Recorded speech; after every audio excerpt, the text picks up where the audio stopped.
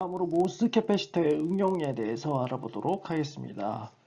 제가 모스 캐패시터 관련된 강의를 시작을 할 때 이 모스 캐패시터는 모스펫의 게이트 부분에 해당이 된다고 했죠. 그래서 중요하다고 했고, 그 외에 CV 특성을 이야기를 할 때 이 모스 캐패시터의 활용에 대해서 이야기를 했습니다. 새로운 절여 물질을 개발했을 때 다일렉트릭 콘스탄트를 분석하거나 아니면 그 인슐레이터의 두께를 추출하거나 그 외에 모스펫에서 기판의 농도 그리고 플랫밴드 전압, 쇠솔드 전압 등을 추출을 할 수 있다고 했죠. 이거는 이제 일반적인 전자소자를 개발하는데 필요한 응용처를 얘기했던 거고요. 이번 슬라이드에서는 실제 생활에서 이 모스 캐패시티가 어떻게 적용이 되는지 이야기를 해보겠습니다. 자, 응용 예가 여기 나와 있죠. 차지 커플드 디바이스 이미저라고 되어 있습니다. 줄여서 CCD라고 하고요. 이미저는 쉽게 말하면 이미지 센서라고 생각을 하면 되겠습니다. 영상 이미지를 어떤 정기적인 신호로 바꿔주는 센서라는 얘기죠. 그래서 이 센서 시그널을 가지고 이제 디스플레이를 시키는 거죠. TV라든지 그 외에 디스플레이, LCD도 될 수 있고 LED, TV도 될 수가 있고요. 그래서 이 CCD 디바이스가 어떻게 동작을 하게 되는지 이야기를 해보겠습니다. 기본적으로 여기 나와 있듯이 CCD는 많은 수의 모스 캐패시터로 이루어져 있습니다. 2디멘전al 어레이로 모스 캐패시터를 나열을 해서 영상 이미지를 경기신호로 바꿔준다는 거고요. 그래서 이거를 어떻게 바꿔주게 되는지 이야기를 해보겠습니다. 여기 간단하게 2디멘저널 모스 캐패시터 어레이에 영상, 이미지, 그러니까 빛이 들어오는 이미지에 의한 정보를 일렉트론, 패킷으로 변환해 준다고 지금 간략하게 적혀 있죠. 그래서 우리가 모스 캐패시터 픽셀 하나를 가지고 이 영상 이미지를 정기적인 신호로 어떻게 바꿔주는지 알아보도록 하겠습니다. 여기 지금 모스 캐패시터가 나와 있죠. 보면 게이트는 폴리실리콘을 쓰고 있고 옥사이드를 쓰고 세미컨덕터는 P타입 기판인 걸 알 수가 있습니다. 이 상태에서 지금 폴리실리콘의 페르미 레벨이 P타입 실리콘의 페르미 레벨보다 더 낮다는 걸 알 수 있죠. 이 얘기는 게이트 전압이 문턱 전압 이상으로 많이 걸려있는 상태라는 걸 알 수가 있습니다. 이 상태가 되면 옥사이드와 실리콘 계면에 공핍 영역이 생기게 되죠. 이렇게 공핍 영역이 생기고요. 여기 적혀 있네요. 그래서 디플리션 맥스라는 게 나타나 있는 거고요. 그리고 추가적으로 언급할 게 여기 보면 노 인버전 레이어, 즉 일렉트론이 모여있는 레이어가 존재하지 않는다고 이야기를 하고 있습니다. 그 이유는 이제 모스 캐패시터를 활용한 CCD의 동작과 관련이 되는데 이때 게이트 전압을 DC 전압으로 인가를 해주는 게 아니고 굉장히 짧은 주기를 가지는 펄스로 인가를 해줍니다. 우리가 CV 특성에 대해서 얘기할 때 인버전 레이어는 공핍 영역에서 서멀 제너레이션에 의해서 생기는 전자가 모여서 만들어진다고 했죠. 그런데 이 폭이 굉장히 짧게 되면 이 인버전 레이어를 만들 수가 없죠. 그렇기 때문에 일렉트론이 모일 수가 없고요. 인버전 레이어가 없게 되는 겁니다. 이 상태에서 어떻게 동작을 시키냐. 이 펄스를 이제 계속 인가해 주는 거죠. 계속 인가해 주면 어떤 일이 생기냐. 영상 이미지, 즉 빛이 들어오게 되죠. 이 빛이 들어오면 우리가 제너레이션, 리콤비네이션 프로세스 얘기할 때 밴드 투 밴드 제너레이션 프로세스가 기억이 날 겁니다. 빛 에너지가 이렇게 인가가 됐을 때 이 빛의 파장이 에너지 밴드 갭을 넘어갈 수 있는 것보다 더 크게 인가가 된다라고 가정을 하면, 그러니까 파장이 1100, 실리콘 물질이면 파장이 1100나노 이하인 경우를 얘기하는 거죠. 이 경우 빛이 들어오면 이 빛의 세기에 따라서 밸런스 밴드에 있는 일렉트론이 컨덕션 밴드로 이렇게 올라가겠죠. 빛의 세기가 세면 셀수록 더 많은 전자가 올라가게 되는 거죠. 그래서 빛의 세기에 따라서 여기 이제 인버전 레이어에 생기는 전자의 농도가 달라진다는 걸 알 수가 있습니다. 그러면 이 정보를 가지고 영상의 명암비 또는 앞에 필터를 코팅을 해서 색깔 등의 정보를 알아낼 수가 있게 되는 거죠. 그래서 빛을 가해줘서 일렉트론 홀 페어가 생기면 이게 인버전 레이어를 만들게 되고, 이 인버전 레이어를 형성하는 전자의 농도는 들어오는 빛의 인텐시티와 관련이 있다라고 볼 수 있는 거죠. 그래서 모스 캐패시터를 굉장히 큰 전압을 인가해서 인버전 레이어에서 동작을 시킬 때, 물론 펄스로 동작을 시켜야 된다고 했죠. 굉장히 짧은 기간 동안. 이럴 경우에는 이제 리콤비네이션 제너레이션이죠. 서멀 제너레이션에 의해서 발생하는 전자가 계면 사이에 인버전 레이어를 만들 수가 없기 때문에 존재를 하지 않는데, 빛이 들어오면 이런 인버전 레이어를 만들게 돼서 이 전자들이 빛의 세기에 비례해서 생성이 되는 걸 알 수 있습니다. 그래서 이 전자의 개수를 세면, 즉 전류 값을 읽으면 우리가 빛의 세기 또는 명암비 등을 얻어서 이미지를 얻을 수 있게 되는 거죠. 그래서 카메라에서 사진을 찍을 때, 디지털 카메라에서 사진을 찍을 때, 또는 캠코더에서 동영상을 찍을 때 이런 식으로 이미지를 캡처를 하는 겁니다. 그래서 이걸 하나가 아니고 어레이로 2디멘전로 배열을 해서 영상 정보를 얻는 거죠. 뒤에 이어진 슬라이드에서 그 동작에 대해서 이야기를 해보겠습니다. 자, 우리가 CCD 디바이스에서 모스 캐패시터를 어레이로 배열을 한다고 했죠. 지금 보면 모스 캐패시터가 어레이로 배열이 되어 있습니다. 보통 한 픽셀에 3개의 모스 캐패시터가 이렇게 들어가게 되고요. 여기 적혀 있죠. 이게 한 픽셀을 형성하고, 이게 이제 2x2 어레이로 쭉 나열이 됩니다. 여기서는 간단하게 한쪽 로우만 있는 걸로 가정을 하고 동작에 대해서 설명을 해보겠습니다. 그리고 지금 동작 조건, 바이어스 전압이 이렇게 지금 나타나 있죠. 그래서 일반적으로 모스 캐패시터 기반의 CCD 이미지 센서는 요 위에서 나오는 A, B, C 동작을 계속해서 반복해 준다고 생각을 하면 됩니다. 그래서 먼저 A 전압 조건에서 어떤 현상이 일어나는지 알아보겠습니다. A 현상에서는 V1 전압이 V2와 V3 전압보다 더 큰 것을 알 수가 있죠. 그러면 V1에 인가되는 전압에 의해서 디플리션 영역이 더 크게 나타나는 걸 알 수가 있습니다. 자, 그러면 이렇게 됐을 때 빛이 들어온다. 빛은 이제 전체적으로 다 들어오겠죠. 다 들어왔을 때 밴드 투 밴드 제너레이션에서 일렉트론 홀 페어가 전부 다 생기겠죠. 이쪽 디바이스에도 생기고, 이쪽 디바이스에도 생기고, 이쪽 디바이스에도 생기게 됩니다. 하지만 상대적으로 여기 V1 전압이 V2나 V3 전압보다 더 크기 때문에 이쪽 V2 영역, V3 영역에 생긴 전자들이 V1 쪽으로 이렇게 다 넘어가는 걸 알 수가 있습니다. 넘어가게 되죠. 이렇게 넘어가게 되면 결국 V1 전압이 인가된 모스 캐패시터에만 인버전 레이어가 생기게 되는 걸 알 수 있습니다. 이 인버전 레이어의 전자의 농도는 빛의 세기와 관련이 있다고 했죠. 그러면 이게 영상 정보를 담고 있는 게 되는 거고요. 그리고 두 번째 동작에서 V2 전압이 V1 전압보다 더 크고 V3 전압이 V1 전압보다 더 낮게 바이오스를 인가를 해줍니다. 그러면 V1 아래에 있던 전자들이 옆쪽에 모스 캐패시터 V2 전압이 인가된 쪽으로 넘어가게 됩니다. 왜냐하면 이쪽 전압이 이쪽 전압보다 더 크기 때문입니다. 그래서 여기엔 플러스가 걸리고 마이너스가 걸리니까 전자들이 당연히 더 높은 전압이 걸린 쪽으로 이동을 하는 거죠. 반면에 V3는 V1보다 더 작은 전압을 가지죠. 그래서 이쪽에서 이쪽으로 전자가 넘어갈 수는 없습니다. 그러니까 V3에서 V1 방향으로는 전자가 넘어갈 수가 없죠. 단지 V1에서 V2로만 전자가 넘어가게 되는 거죠. 이렇게 넘어가게 되는 거고요. 그리고 C 컨디션 V2 전압이 제일 크고 V1과 V3를 갖게 해주는 거죠. 그러면 A 컨디션과 똑같다는 걸 알 수 있죠. 다만 차이가 있다면 이미 V2에는 빛이 들어와서 만들어낸 전자들이 쌓여 있는 거죠.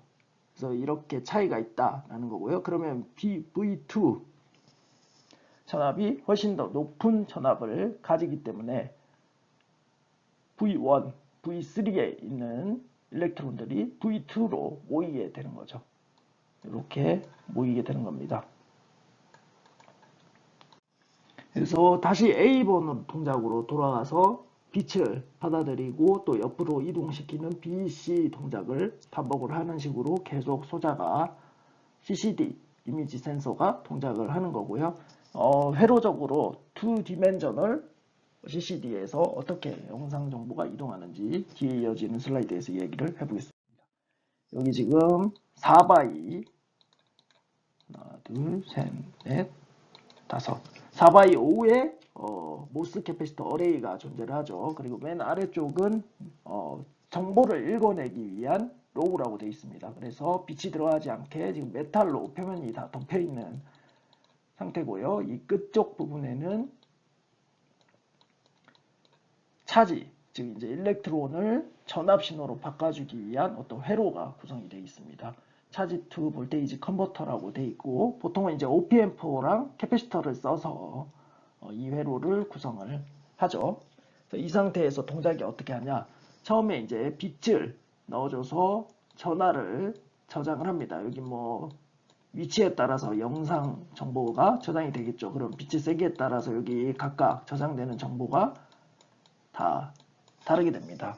자, 이 상태에서 빛을 받아들였죠. 그 다음에는 빛이 들어오지 않게 전체적으로 셔터를 닫아줍니다. 읽기 동작을 하기 위해서 셔터를 해주는 거죠. 읽는 동작 중에도 계속 빛이 들어오면 추가적인 일렉트론들이 형성이 되기 때문에 아예 기계적으로 셔터를 만들어줘서 빛을 차단을 시키고요. 그리고 맨 아래쪽은 완전 리딩을 위한 로우기 때문에 셔터와 관계없이 이제 빛을 쬐줬을 때도, 그러니까 셔터를 열어줬을 때도 빛이 들어가지 않도록 메탈로 막아놓은 거죠. 이 상태에서 맨 위에서부터 정보를 아까 앞에서 봤던 동작을 활용을 해서 아래쪽으로 전자를 이동을 시킵니다. 한 줄씩 밑으로 이렇게 이동을 시키는 거죠.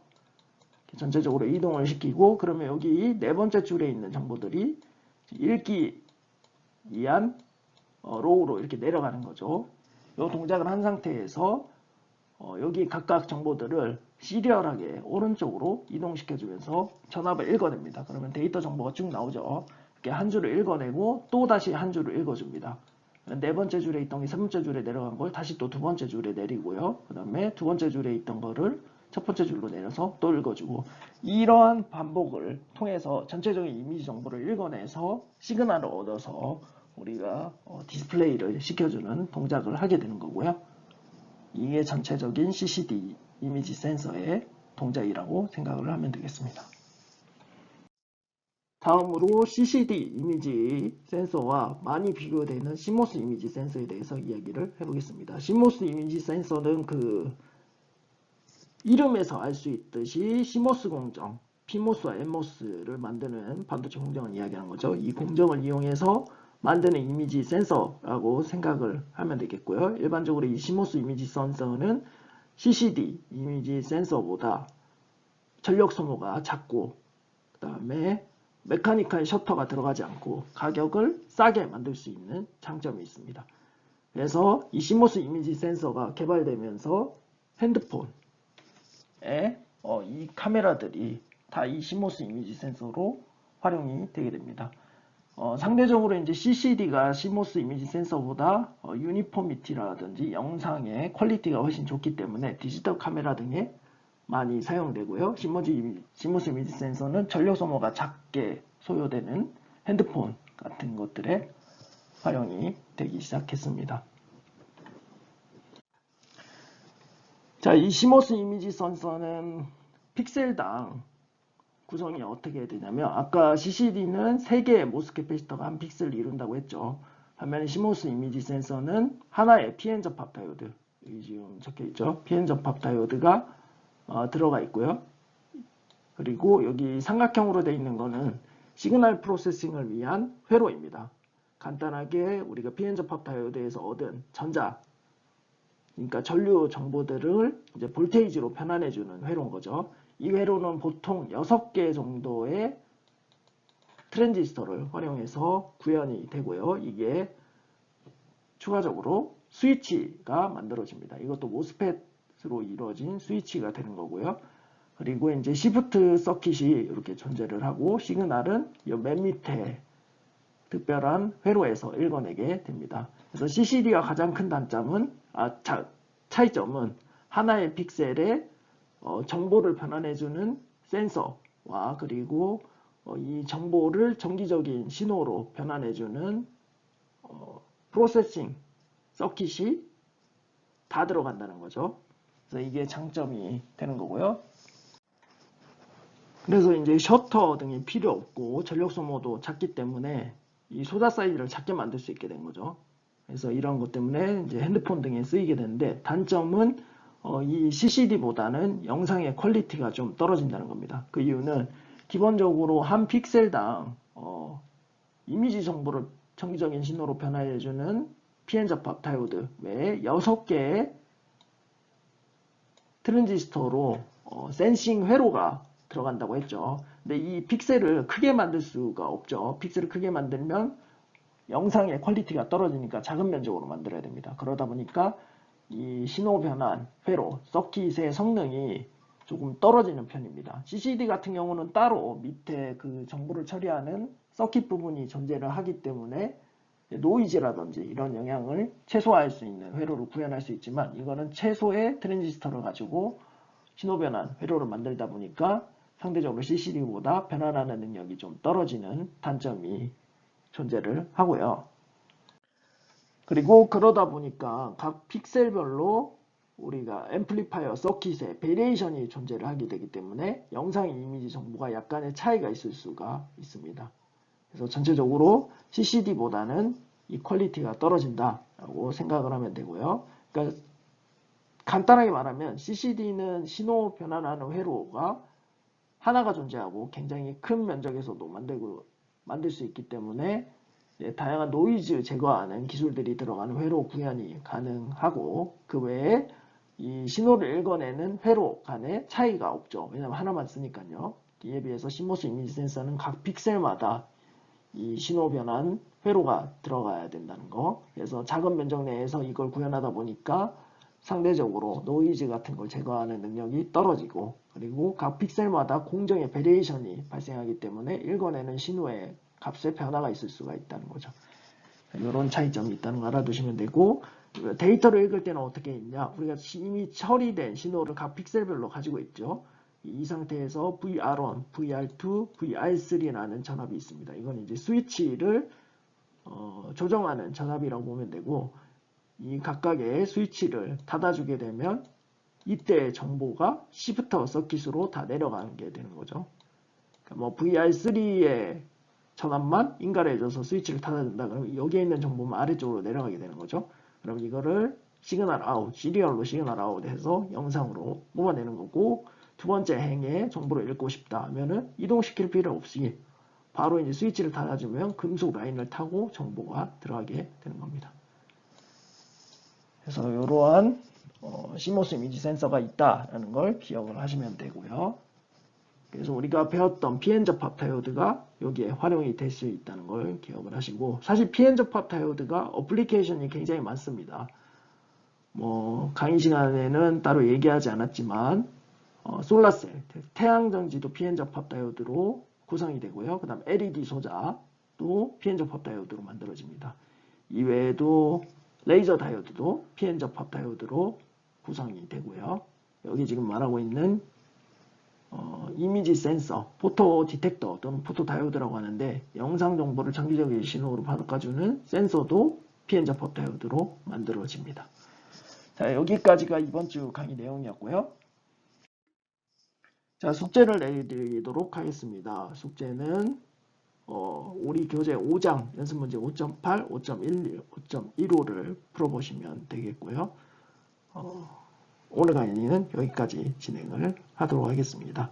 자, 우리가 다음 강의에서는 모스펫과 관련된 내용들을 이야기를 해보고 제가 중간고사, 기말고사와 관련해서 예상되는 일정은 카카오톡 단체 카톡방을 통해서 이야기를 했습니다. 아직 확정은 된 건 아니지만 대략적으로 그쯤에 시험을 볼 거다라고 생각을 하고 시험 준비를 하시면 되겠습니다.